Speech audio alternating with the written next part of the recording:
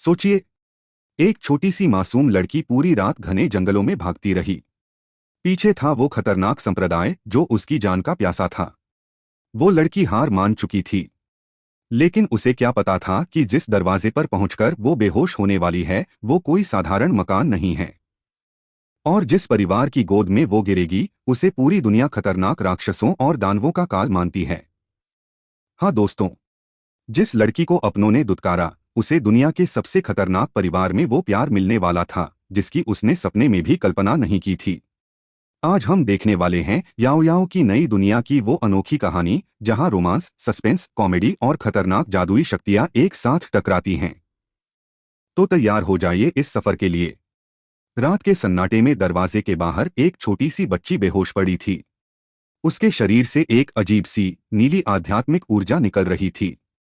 घर के लोग बाहर आए, सब चौंक गए। तीसरे भाई ने कहा, ये बच्ची यहाँ कैसे आई?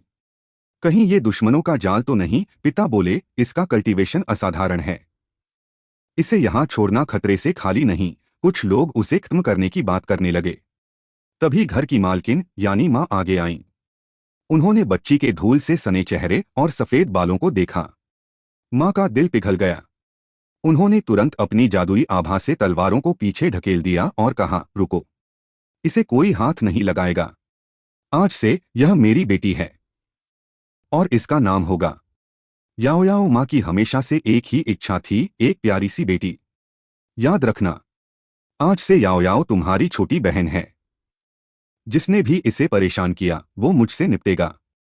अगली सुबह जब याओ याओ की आंखें खुलीं तो उसने खुद को एक खूबसूरत बिस्तर पर पाया। जब उसने अपने नए भाइयों को देखा तो वो सोचने लगी, हे भगवान, क्या इंसान के बच्चे सचमुच इतने नाजुक होते हैं? लेकिन इन लोगों के सिर पर छोटे से सींग और नाखूनों में ये जहर कैसा है? क्या मैं दानव लोक में आ गई हूँ? याओ याओ को अपनी पिछली जिंदगी में कभी प्यार नहीं मिला था।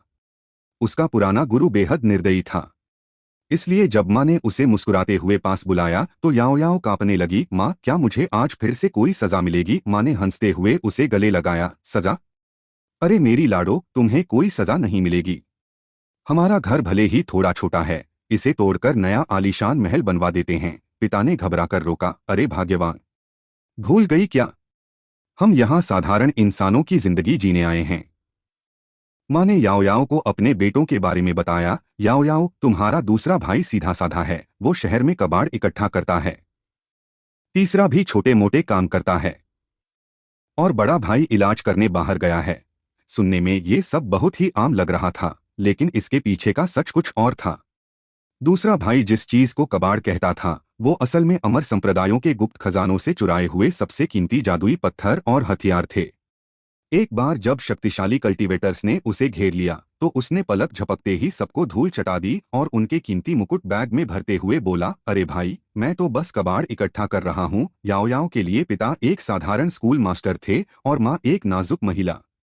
याओ याओ को लग रहा था कि वो दुनिया की सबसे शांत और सुरक्षित जगह पर आ गई है।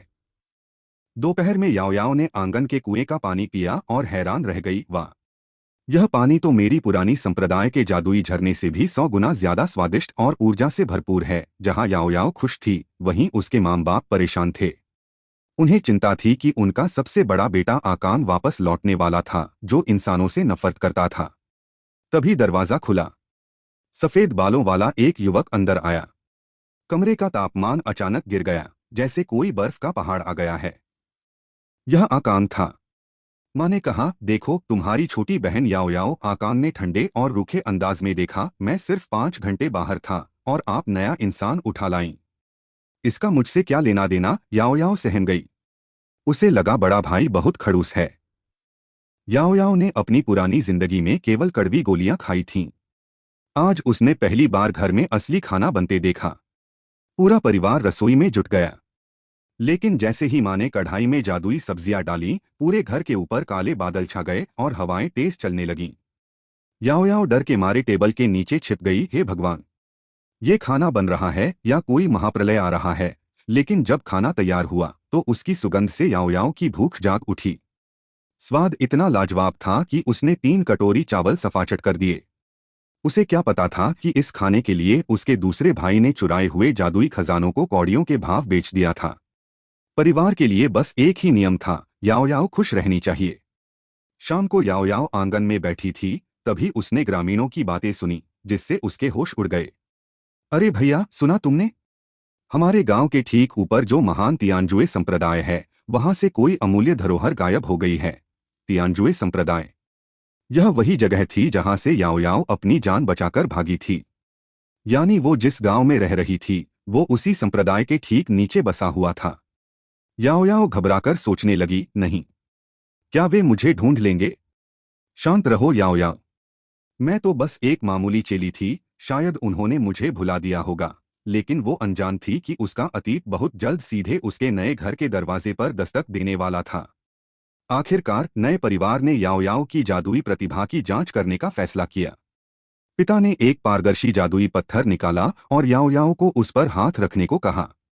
जैसे ही याओ याओ ने हाथ रखा, पूरा कमरा अचानक बर्फ की चादर से ढक गया। पत्थर के अंदर एक प्राचीन तलवार की आकृति चमकने लगी।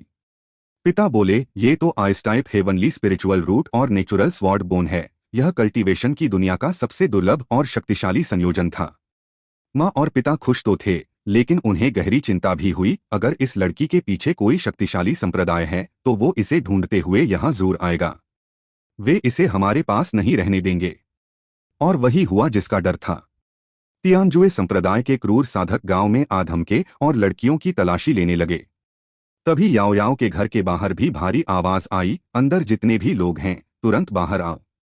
हमें उस भगोड़ी लड़की का पता चाहिए। पर घर के अंदर कोई नहीं डरा था। सब चाय पीते हुए आराम से चर्चा कर रहे थे। तीसरे भाई ने पूछा, माँ, इन कीड़ों को कैसे भगाएं? क्या मैं इन्हें आपस में ही लड़वा दूं? पिता बोले, नहीं, हमें अपनी शक्तियां याओ याओ से छिपाकर रखनी हैं। अगर उसे पता चला कि हम दानव और राक्षस हैं, तो कहीं वो कल्टीवेटर बनकर हमारे खिलाफ ही तलवार न उठा ले। इसलिए उन्होंने कल्ट के लोगों के दिमाग को भ्रमित करने का जादुई जाल बुन दिया। अगली सुबह याओ याओ नाश्ते के लिए बैठी। माँ ने उसे गर्मागर्म दलिया परोसा। याओ याओ ने जैसे ही आखिरी चम्मच मुंह में डाला, उसके शरीर की सोई हुई ऊर्जा ज्वालामुखी की तरह भड़क उठी। उसके शरीर से नीली तरंगें निकलने लगीं। अरे, मेरी शक्तियां अपने आप बढ़ रही हैं। मैं ब्रेक थ्रू कर रही हूं, वो भी केवल दलिया खाकर। था याओ याओ ने बिना साधना के सीधे अगले स्तर पर कदम रख दिया था। याओ याओ ने अलमारी से एक कल्टीवेशन की किताब उठाई और पढ़ना शुरू किया। 5 मिनट बाद वो बोली, माँ, मेरी बुद्धि शायद बहुत कमजोर है। मैं इतनी देर में केवल चौथा रूप ही सीख पाई हूँ। माँ पिता हैरान रह गए। 5 मिनट में चौथा रूप? वे समझ गए कि यह बच्ची तो सबसे बड़ी जीनियस है। दोपहर में माँ याओ याओ के सफेद बालों में कंघी कर रही थीं। उन्होंने पूछा, बेटी, क्या तुम वही लड़की हो जिसे तियानजुए संप्रदाय के लोग ढूंढ रहे हैं? याओ याओ का शरीर पीला पड़ गया। उसे लगा कि अब ये लोग भी उसे कल्ट को सौंप देंगे। वो रोते हुए बोली, माँ, मुझे माफ कर दीजिए। मैं वहीं की भगोड़ी शिष्या हूँ। क्या आप मुझे वापस सौंप देंगे? माँ ने उसे गले से लगा लिया। पगली लड़की, तुम हमारी बेटी हो। चाहे पूरा स्वर्ग लोक आ जाए, कोई तुम्हें हमसे अलग नहीं कर सकता। अगर वे आए तो मैं इस पूरे संसार को राख में बदल दूंगी। याओ याओ को अपनी जिंदगी में पहली बार ऐसा अटूट भरोसा महसूस हुआ। कल्टीवेशन शुरू करने के बाद याओ याओ ने पूछा, माँ, क्या हमारे गांव में कोई लोहार है? मुझे अभ्यास के लिए एक साधारण तलवार चाहिए। माँ उत्साहित हो गईं। तलवार? मेरी बेटी तलवारबाजी सीखेगी। बिल्कुल, हम सबसे बेहतरीन तलवार लाएंगे। उसी समय याओ याओ को पता चला कि उसका बड़ा भाई आकांग उसी तियानजुए संप्रदाय का बाहरी शिष्य था। याओ याओ सोचने लगी, अच्छा, तो भैया वहां साधारण बाहरी शिष्य हैं। मुझे उनका ध्यान रखना होगा। मासूम याओ याओ, उसे क्या पता था कि संप्रदाय के बड़े बड़े एल्डर्स भी आकांग के नाम से कांपते थे। दोपहर में माँ ने याओ याओ को पड़ोसी लड़के एरगॉ के साथ खेलने भेज दिया, जो इस परिवार की भयानक शक्तियों से अच्छी तरह वाकिफ था। खेलते खेलते एरगॉ ने कांपते हुए गांव की ताज़ा खबर सुनाई। याओ याओ, तुम्हें पता है, किसी ने 3 बड़े कल्ट्स के सबसे कीमती खजाने, एक जादुई अमर पेड़ और 9 रंग का रहस्यमय पक्षी चुरा लिया है। याओ याओ बोली, अरे बाप रे, जिसने भी यह किया है वो कितना शक्तिशाली चोर होगा ना। एरगॉ का चेहरा सफेद पड़ गया, क्योंकि उसने जैसे ही पीछे देखा, वो चोरी हुआ जादुई पेड़ और 9 रंगों वाला पक्षी याओ याओ के घर के पिछवाड़े में आराम से धूप सेक रहे थे। और याओ याओ के पिता उस जादुई पेड़ की टहनियों से दातून बना रहे थे। एरगॉ ने सोचा, ये लोग खजाने को पिछवाड़े में कचरे की तरह रखते हैं।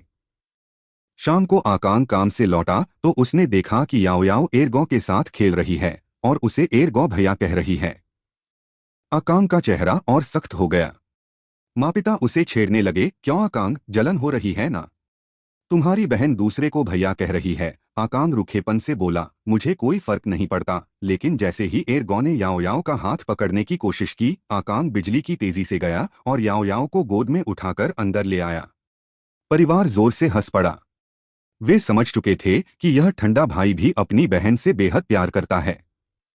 याओ याओ को तियानजुए संप्रदाय की तलवारों की सूची मिली। उसमें अपने पुराने गुरु की तलवार देखकर उसे पुराना डर याद आने लगा। माँ ने कहा, बेटी, तुम्हें जो भी तलवार पसंद हो बस इशारा करो, हम वो ला देंगे। याओ याओ ने मना कर दिया, नहीं माँ, मुझे अभ्यास के लिए बस साधारण लोहे की तलवार चाहिए। कीमती तलवार बाद में मेहनत से लूंगी। माता पिता उसका बड़पन देखकर भावुक हो गए। वे ऐसी तलवार लाना चाहते थे जिसकी स्पिरिट उनके दानवी रूप को न पहचान सके। इसलिए माँ ने एक प्राचीन दिव्य तलवार निकाली जिसे दानव सम्राट इस्तेमाल करता था और उसमें कोई सक्रिय चेतना नहीं थी। राज बिल्कुल सुरक्षित था। माँ जब तलवार लेने गईं तो घर में सिर्फ आकांग और याओ याओ थे। आकांग को चिंता थी कि उसकी प्रतिभावान बहन को कभी उसकी जरूरत नहीं पड़ेगी। उसे पिता की सलाह याद आई, हर रात अपनी बहन को थोड़ा प्यार दिखाओ। उसने हिम्मत जुटाई और याओ याओ के पास गया। याओ याओ मुस्कुराकर बोली, भैया, आपके शरीर की ठंडी ऊर्जा एक बीमारी है ना? जब मैं शक्तिशाली बन जाऊंगी तो आपकी इस बीमारी को ठीक कर दूंगी। आकांग ने चेहरा घुमाकर कहा, हूँ। धन्यवाद। आकांग के चेहरे पर भले ही कोई भाव नहीं आया, लेकिन उसके दिल की बर्फ पिघल चुकी थी। दोनों भाई बहन का रिश्ता बेहद खूबसूरत हो गया था। एक सुबह याओ याओ ने सोचा कि क्यों न आंगन की मुर्गी के साथ अपनी ताकत का परीक्षण किया जाए। वो तलवार लेकर मुर्गी की तरफ दौड़ी, लेकिन मुर्गी ने अपने पंखों के एक ही झटके से याओ याओ को हवा में उड़ा दिया और वो कीचड़ में जा गिरी। याओ याओ रोने जैसी शक्ल बनाकर बैठ गई। माँ, मैं एक साधारण मुर्गी से भी हार गई। माँ हंसकर बोली, पगली, वो प्राचीन स्पिरिट बीस्ट है जो बड़े बड़े कल्टीवेटर्स को भी हरा सकती है। याओ याओ को राहत मिली, लेकिन तभी उसने दूसरी पतली मुर्गी की तरफ इशारा किया। लेकिन माँ, मैं तो उससे भी हार गई थी। अब उसे समझ आया कि यहाँ की मुर्गियाँ भी खतरनाक हैं। एक दोपहर जब माता पिता बाहर गए थे, रईस एक्सयूई परिवार के गुंडे घर पर कब्जा करने आ पहुंचे। आकांग उन्हें घर से दूर ले जाने का फैसला किया, लेकिन जाने से पहले समस्या थी, याओ याओ के लिए खाना कौन बनाएगा? आकांग ने खुद रसोई में जाकर खाना बनाया। नतीजा, सब्जियां जलकर कोयला हो चुकी थीं। याओ याओ ने हिम्मत जुटाई और एक निवाला खाया, फिर मुस्कुराकर बोली, भैया, इसका स्वाद बहुत अनोखा है। मन ही मन वो सोच रही थी, इसे खाना कहूँ या धीमा जहर? भैया की लड़ाई जितनी अच्छी है, कुकिंग उतनी ही जानलेवा है। जले हुए खाने के बाद आकांग याओ याओ को सीधे पहाड़ी के ऊपर तियानजुए संप्रदाय के मुख्य द्वार पर ले गया। याओ याओ घबरा गई कि लोग उसे पहचान लेंगे, लेकिन जैसे ही वे अंदर पहुंचे, वहां के बड़े बड़े सीनियर शिष्य आकांग को देखते ही खौफ से झुकने लगे। याओ याओ हैरान थी, ये तो बाहरी शिष्य हैं, फिर सब इनसे इतने डरे क्यों हैं? आकांग बोला, शायद मेरी लड़ाई की आदत के कारण। तभी घमंडी लड़की ली युआन आई और बोली, भाई एक्साई, आप मुझे नजरअंदाज क्यों कर रहे हैं? और यह छोटी लड़की कौन है? लड़की आकांग को पसंद करती थी। याओ याओ ने तुरंत तय किया, मुझे यह लड़की बिल्कुल पसंद नहीं है। ली युआन चिल्लाई, ए लड़की, तुम इसे बड़ा भाई क्यों बुला रही हो? तुम्हारा इस एक्साई परिवार के इकलौते वारिस से क्या रिश्ता है? इससे पहले कि याओ याओ कुछ बोलती, आकांग चट्टान की तरह उसके सामने आ खड़ा हुआ। उसकी आवाज बर्फ की तरह ठंडी और जानलेवा थी। ली युआन, अपनी हद में रहो, यह मेरी छोटी बहन है और दोबारा हमारे बीच बोलने की हिम्मत मत करना। ली युआन का चेहरा पीला पड़ गया और याओ याओ मुस्कुराने लगी। एक तरफ उसका प्यारा परिवार था और दूसरी तरफ उसका पुराना संसार। लेकिन सबसे बड़ा सवाल तो अभी भी बाकी है। जब तियानजुए संप्रदाय को पता चलेगा कि जिस खजाने को वो ढूंढ रहे हैं वो याओ याओ के घर में कचरे की तरह पड़ा है और याओ याओ दानव साम्राज्य की लाडली राजकुमारी बन चुकी है, तब क्या होगा? दोस्तों, असली रोमांच अभी बाकी है। तो दोस्तों, कैसी लगी आपको याओ याओ की नई दुनिया की यह रोमांचक कहानी? अगर आपको इस कहानी का अगला भाग देखना है तो कमेंट में पार्ट 2 फीट जरूर लिखें। और मेरा यह पहला वॉइस ओवर आपको पसंद आया हो तो वीडियो को लाइक और चैनल को सब्सक्राइब करना बिल्कुल मत भूलिएगा। मिलते हैं बहुत जल्द एक और धमाकेदार कहानी के साथ। धन्यवाद।